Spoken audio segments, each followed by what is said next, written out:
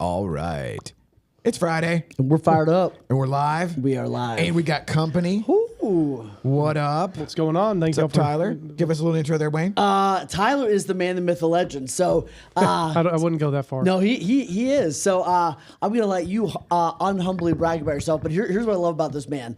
My favorite thing about you is that you are, so he's wildly coachable. So I love coaching him because I'm like, hey, have you thought about this? And instead of him being like, no, that's a dumb idea, right? Even if, maybe it is, but he'll at least consider it. You know what I mean? And then here's my favorite thing about him is he'll take massive action. And I think it's one of the things that separates him from everybody else is I'm like, hey, we got to redo this. And then literally a week later when we're on our next coaching call, he's actually done it, right? So I think that's one of the things that separates you. But I'll let you unhumbly brag on yourself. Who are you, and what do you think separates you from everybody else? Yeah, so obviously he already said my name. My name's Tyler Kreis, broker and owner of TK Realty, a candy store over in Broken Bow and soon to be Weatherford. But I don't really know what necessarily separates myself other than I just wake up sexy and there we go. No, Hello. it's I'm willing to put in the work, but it's also I try to stay nimble to where I can change. Yeah. Right. Like that's why I came to you. I was like, hey, help me figure out what the hell to do when I open a brokerage. Right. And then we got a year in it, and you're like, you're kind of a brokerage. Let's do some things. And it's just being coached. I mean, I grew up playing sports, so I would say I was not coachable when I was younger. Right. But now I am. Yeah. So it works. So, Wayne, I'm curious. awesome. What do you think are, like, I like this. Okay, so we actually have coach, player, Yes. and, whatever. But I get to be the dumb guy in the stands. I'm in the bleachers. Yeah, there So, you like, go. what do you think is the hallmark of someone that's coachable? I think someone's coachable is someone who it doesn't mean like confident, right? And I think sometimes people think that, you have to be unconfident or unsure to like need a coach, right? I think like Tyler is very confident. He's very aware and he's very good at what he does. Yet he's open to other perspectives. I think he's open to seeing it other ways. And one of the cool things is he realizes that learning it all on your own is the dumbest way to do it, right? And the most expensive. Like if I can collapse time, like people are all the time like, you don't need a coach, just go on YouTube. And I'm like, kind of, if you had 700 years to learn it. Right? Like you can probably figure it out. You can probably watch 500 videos and then like narrow it down to the one that actually helped you. And I think that a lot of jobs time as a coach, like my job is kind of to curate. You know what I mean? Yes. And I can go to Tyler and be like, hey, here's the 20 books. Like ignore 18 and a half of these. Here's the one that would actually help you. Right? So sometimes my job is kind of curation, not, if that makes sense, not like to an just arbiter. blow his mind every time. The arbiter of information. Yeah. And I think it's being open to awareness. And I think one of the great things about coaching is sometimes just like having a place where you can go. It would be interesting to see your take on this. Like having a place once a week to go and just like reflect in a sense, like just to take a second, and go like, what's working, what's not working. Yeah, I would agree. I think the reflection is one, and then just the steady accountability from somebody that, one, you are paying, but then two, that you do look up to, right? Yeah, So like you said, here's 20 books, but here you only need 1.5 of them. Coaching is essentially like the Cliff Notes 100% for success. Yes, so it just cuts through the BS and gets you a clear path if you're willing to see it. Absolutely. Okay, so now I'm curious with Tyler. Was it a situation where you just woke up and you were willing and you were like, man, I need some coaching? Or is it like, holy shit, what am I doing?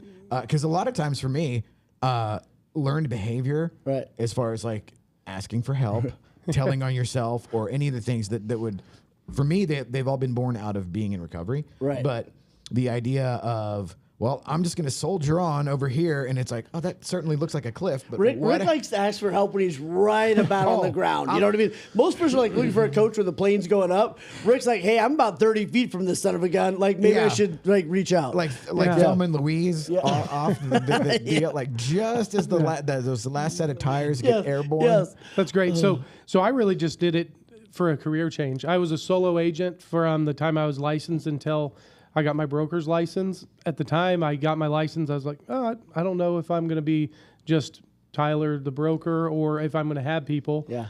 And I started talking to pretty successful teams and other boutique brokers, and one thing they all had in common was they all had a coach. Yeah. In some way, form, or fashion. Some are coaching like programs to where they just fit you in a box. Yeah. Sure. And I'm 6'5". I don't fit in any box. True. And so, dude, we need like him and Nick. I hug him and I'm like, hey, what's up? I just need him and Nick Good to just walk around Yeah, with me all the Nick, time. Nick and I are pretty big, but like so I went on a search. I was like, okay, well, I need a coach. I need a coach who's willing to not just shove me in a box and be like, hey, dude, it's not working because you didn't fit in my box. I'm like, well, that doesn't really do it for me, but it works for some people. Yeah. And so I got introduced to Wayne through a good friend of mine, Kara, and rest is history. So I've been pretty fortunate. Well, and then you also took like a leadership role in just everyday work life with, Yeah. because you're also the Young Professionals Network chairman. Yeah. Yeah. Oh, it's hard to talk about yourself, but yes, I am the chair over at Metrotex, and that was really just when I went into coaching. When I was like, okay, I'm gonna go with Wayne. I put just a commitment to be vulnerable. Yeah. For like that was 2023 or 2022. Just like if there's an opportunity, I'm not gonna say no to, even if it was something that my whole life I'd be like, volunteering, like there's no way. So yeah, when Ashley Gentry called me last year, I was like, well, I said I was going to say yes. And it's probably one of the better decisions I've made. It's been a lot of fun getting to learn what an association actually plays in the daily Yes. role of a broker and a realtor. Because when you're just a solo agent and you're just blowing and going, you have no clue. Oh yeah, and there's really no reason to have a clue. That's one of the things that a lot of folks, I think, don't think about, or they kind of drive right past. Yeah. Where it's like, oh yeah, there's all that stuff, or there's those guys that I pay the dues to, or It's the gym membership that you never go to, right? It's you signed up on right. January 1st and you didn't go after the 13th. and they're still debiting the account. Yeah. 18 months later. Yeah, they're the ones that make you call in and talk for an hour about why you can't cancel it. But once you actually get involved and you see the education level, the people that you get to network with and meet, it's a game changer. So it's Agreed. been pretty fun. Thank you for bringing that one up. So should we? Okay, so now that we've made him sufficiently uncomfortable, I like it. I yeah, like it. should we? And then this we'll get another double perspective. Yes. We'll get the coach There- and then the there we player. go. Okay, Yeah. all right, I'm Okay. in. So from the Hero Nation at large, what is one piece of advice you found yourself repeating more and more frequently in 2024, Ooh. and why? Ooh, that's a good one.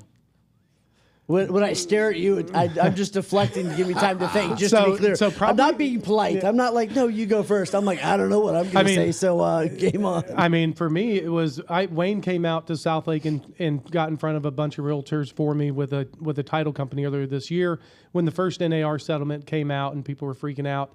And he did just a clear line. Resentment and resistance will be the death of your business. I say that on a weekly basis when I'm encountering, whether it's I'm in another mastermind or a networking group, or even my agents are frustrated about changes. And it's like, hey, resentment and resistance will be the death of you. Yep. Get over it, move on, let's go. Nice. So Yeah, that's that's so the best good. line that you've said this no, year That's so good. that I can say on here. Yeah. Some of them are for the after show. No, that's so good. And I heard it from one of my coaches. And one of the things my coach said, kind of a take on that was, he said you can oppose or you can compose. Right, and kind of you said, like, there's so many people that are in resistance and resentment. I hate the DOJ, and buyers just are terrible, whatever it is, right? And it's like, no, you can oppose or you can compose. And there's so many people right now that are opposing, and they're stuck in this, like, I shouldn't have to. When you hear yourself saying, like, I shouldn't, resisting, like, where you're doing all that, everybody else is just like, all right, what do I need? I am composing, right? What's the new way to work with buyers? What's the new way? Like, and that's in all these different areas, right? Even in business, right? It's like we're looking at a couple of things in your business, it's like, ooh, and you can either oppose it or you could compose. And even recently, like, you compose some new things to allow you to carry forward. And I think that's so huge. So I think there's this other, the second thing I've said a lot this year is, like, it all works if you work it. Meaning, there's 100 different ways to do it. Do podcast work? Yes. Does door-to-door work? Yes. Does YouTube work? Yeah. Like, it all freaking works. Does cold calling expires work? Yeah. Like, How many it all times did you works. try to turn me into a cold caller? I think 0. It was on our first few calls, and I was like, he's like, all right, so did you make your contacts? I'm like, I went to lunch and networked with some fun people and picked up business. He's like, yeah, I think you need to just do more of that. Yeah. I'm like, because I am very good business to business. This is awesome. I like this, but if we were over the phone, I'd be tanking. Yeah. And it's just, I'm like, I like in person. It's so, Well, so the- funny. the It's like, irony hey, of all today's these things, world- like, we're just never going to do that. Let's Yeah. just throw that away. And And we were okay, so I was doing the show with Ashley and Michelle, and it was like Michelle had this super like just thoughtful and just insightful and masterfully crafted like strategy and list, and I'm like, I'll just put all of that whole hog on the list of shit I'm never gonna do. Because it's like it's like what Tyler was saying. Once I learned how I was wired, it's like I eat one meal a day because I will never. If I live to be 1,000, I will never wake up and go to the gym. Never. And it's like as you get older, it's like, oh man, why does that? It's like, okay, so I don't need any more of that. Right. But it's the awareness thing, and it's like, okay, I'm never gonna cold call.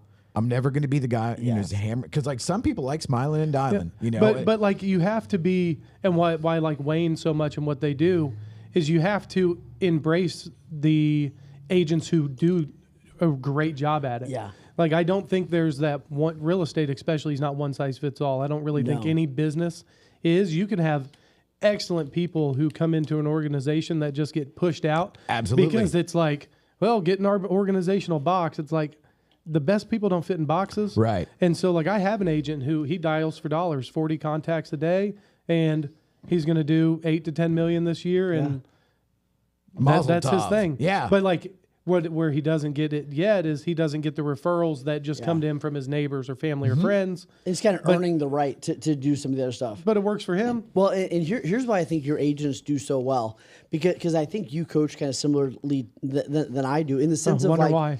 But I think coaching is a co-dance. Like I think it's something you do with someone. You have to have a willing participant. And there's a lot of coaching you know what I mean? It's part. So you can't coach. I don't believe. Yeah, go give a keynote, but like don't call that coaching. You know what I mean? Yeah. So like I think coaching is a co-dance, but part of the responsibility is on the coach, but the other part of the responsibility is on the person. Like it was up to him to be like, nope, didn't do it. Nope, I suck at that. Nope, probably never doing this, right? Like it was up to him to be honest with me in that level, right? And I think that's what sometimes, I don't need a client, and you don't need a person in your brokerage just telling you what you want to hear. Right. Like we need the honesty piece. Yeah. And I think that's Like, where it comes into, and those are the people that thrive. And trying to find the honest person who is truly vulnerable to be like, hey, I tried it and it just didn't work. I get that it was working for you, it doesn't work for me, and having the conversation on, well, let's figure out what the heck does work for you. Yeah. I don't know if this came from you or it might have came from my buddy Logan, but It was either me or Abraham Lincoln. I'm not sure which. It's, I'm not sure which one. Yeah, it was John Maxwell or Wayne Salmons. I'm not sure. It's Wayne or Socrates. So my goal is always to niche down somebody's business and go deep. So we just call it riches are in the riches are in the niches bitches. Amen. And riches are in the niches bitches. Yes, and that absolutely. is, it just simplifies the business. Real estate is so easy in particular to go here. Oh, on Instagram, this was working. Oh, I purchased this program. It was here. But if you're not good at all of it. And here's why I think that is. I think there's riches in lots of different things. But I think it allows someone to hone their focus, right? Like it allows them you could succeed at these three different things in a sense if you were superhuman and whatever else. But the reality is we're phenomenal when we focus in and we hone in and we go, I'm going to be the best at this thing, and you go get great at that. Then you can add stuff on down the road if you want to. But I think that's such a key piece is like if you can hone, it's like a magnifying glass, right? If you're just outside on a hot day, it can be real hot. But if you grab a magnifying glass, you can start a fire, right? In Texas, we can start fires without them because it's freaking warm, right? But it's like what you're saying is like you give people the magnifying glass, and you also give people permission to say no to a lot of stuff because they're hearing it all day long, right? I should have this. I should have this. I should have this. I should, right? It's like when I think that is, again, for me, all of this is learned behavior. Just like it turns out I could take ass whooping, so it's like I just do like a bunch of stuff the wrong way, and then over time you figure out if you have the awareness to be like, but one of the things was the idea of, okay, I'm doing this, it isn't working, but I don't want to tell anybody that it isn't working, so I'm just going to keep going. Yes. And then the idea of the specializing. So like my luxury clients where they have this ability to, like, something that I would never think in a million years, just rando conversations like with somebody, and it turns out that their cousin's nephew's neighbor's uncle or whatever has some sort of small tether in common, and then the next thing you know that it's like, oh, they're calling, it's a listing, it's a this, it's a that, and that begat this, and then that begat. So like what you were talking about, those in-person things where you would never get that smiling and dialing, but most people are so afraid to break out and to be vulnerable. That was really kind of the thought. My thought was, it got easier for me whenever I started to be like, I don't know, dude. You know, I'm just making this up as I go. Well, also put yourself in that room, right? Like we have a fight club we're in, and in Fight Club, supposed to talk about it. Yeah, we're not giving the real name, but in our Fight Club, it's one of those places where we facilitate those conversations. Yes, where it's like your job is to bring in not just what you're great at, like don't apologize for what you're amazing at, but also like you bring in like, hey, here's what sucks, and we have that conversation. So I think sometimes you need to like pay to get yourself in a vetted room to have those conversations instead of just hoping it magically happens on a water cooler. Yeah, I mean, it took me a long time to ever get in a hot seat. Yeah. Right? Like, I would love to go into masterminds doing stuff, but when you're in the room we're not supposed to talk about, you don't have an option. Right. It's, they know everything. You're just being your authentic self, and they just cut through the BS. And it's led to, we've done 2 of them this year, and it's led to probably the best changes within how my organization is structured. Yeah. And I thankfully that I was involved in it. Yeah. Well, and it's your willingness to grow and learn and get back that's allowed you to be in those rooms. And you also paid the price to get in those rooms, right? And, and it does hurt, like when you're there in the hot seat, like you're getting, they're saying stuff, and it's like, it's not personal. It's just, hey, this is 10 really successful people, and they're sitting there telling you like, I've been there, done that. That's not going to work. Yeah. Here's what works. They keep turning around and putting me in the hot seat, which is amazing. By the way, Rick, real quick, we felt it was time to finally give you this. So this is for you. You have to open it up. It is not from Nordstrom. It is from the stockpile of salmons in the urination closet. What do we got? And we just felt like you finally needed your very own Be Your Own Hero T-shirt. So boom. there you go. There you go. Hell yeah. Welcome to there the you go. club. Yeah. All right. Now I feel like I'm on the hot seat. I'm gonna have to order the muscle shirt size for Tyler. The fat shirt size. No, not at all. Tyler, here's my question. You have grown your brokerage really phenomenally with great people, while everybody else has gone back or lost people. What advice would you give to the other brokerage builders out there that maybe are struggling right now, or they're really going through it? So here in the last, I don't know, we'll just say 12 months, the number one pain point that I'm seeing from agents who interview me, whether they go with me or go somewhere else, is they're really now just looking for a sense of community, right? Like the big shiny objects have already hit, right? They're out there. There hasn't really been any changes. If anything, we've lost some bigger brokerages, but like people have been polarized and went to the shiny objects that offer a cool tech deck or cool splits or maybe even free stocks. car washes. But like pre-IPO. But what's happening is if they don't have a team lead or a broker that's intentional, or like an upline that is intentional in keeping them engaged, they're just searching for something that they can feel a part of. So, and I think it correlates to more than just real estate. I think that's why people are coming back into the office. People want to enjoy who they work with. They want to know it. And like Zoom meetings, they're cool, but you get a lot more done when you're in person and you're engaged in conversations. Like yesterday, we had a coffee hour with our agents. I was going over KV Core. That is a very robust, but a couple of our agents stayed around and just talked with each other, helped around. A guy was eavesdropping, and the agent picked up a commercial landscaping lead who needs to go buy a lease space for his landscaping company. So like that little community, being out there, meeting with fellow realtors, whether they're inside your brokerage or not, I think is what people are searching for. So if you are doing things with your brokerage and you want to recruit or you want to grow, invite people to test it. Like have people come in, see what you're like, see if you're a match, because it's better, in my opinion, to see if the agent's a match in your culture now than after. Drop a couple F-bombs. You're still here. We love Jesus, and we drop a couple F-bombs. Like, we are your people. Because it's a lot. It's stressful, right? You got to change. Sometimes, like, we have so many boards here in North Texas.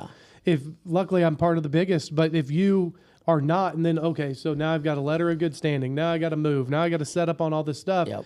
You get into your first couple brokerage meetings, you're like, I don't really resonate with any of these. Yeah. You can cut all that out by just encouraging people to come on and test the waters and meet people. 100%. Yep. Well, and I think it's one of the things that like real producers like Lance and Jordan have done such a great job creating community. And that's it. And this is a little nugget for all your brokerage owners out there. And anyone's trying to build a coaching company or anything like that. Someone told me this years ago, and it was so huge. They said, there's 3 reasons why people join and stay in, whether it's your coaching group or whether it's your board, whether it's your brokerage. They said that they usually come for knowledge, right? So they usually come because you're teaching something or you got a cool tech stack, tech stack. There you go. Yeah, that word. Right. So they come for knowledge. And yet they stay because they want to be seen and because of the community. So yes, you have to keep teaching them, and that part has to be good, right? Like you have to continue to do that. But they stay in the community because they're acknowledged and they feel important. Like I see you, I appreciate you, you're here. Like I love having you part of this, right? Like I see you, you're important, you're validated in that way. And then the community piece. Right. And the community, right. People go, I've talked to so many people that are like, man, I'm part of this coaching group. I don't really like the coach. But I'm staying because of the community. Yes, and I'm because like, I get it. Right. the And they're tribe. literally staying in crappy coaching. Yes.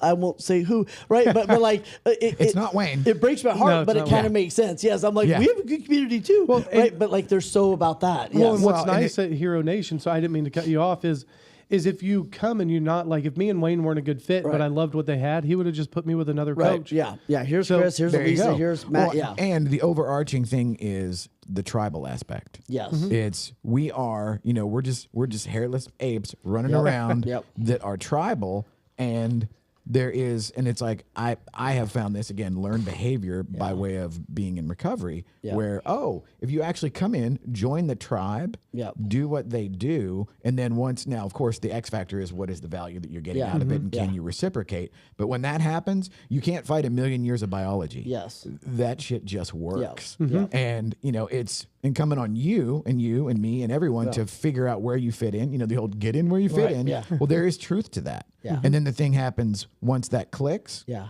It all happens organically because again, Yeah. you're not going to fight a million years of evolution. And then it comes back to people like, how do I find a great spouse? It's like become someone that person would be attracted to.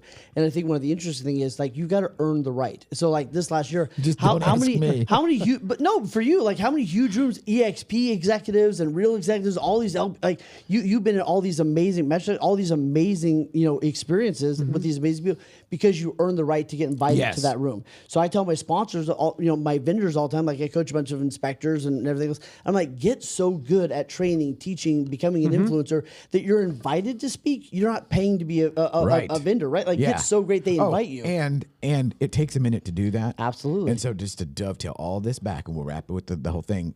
I always tell everybody, it's don't quit. Yeah. Yes.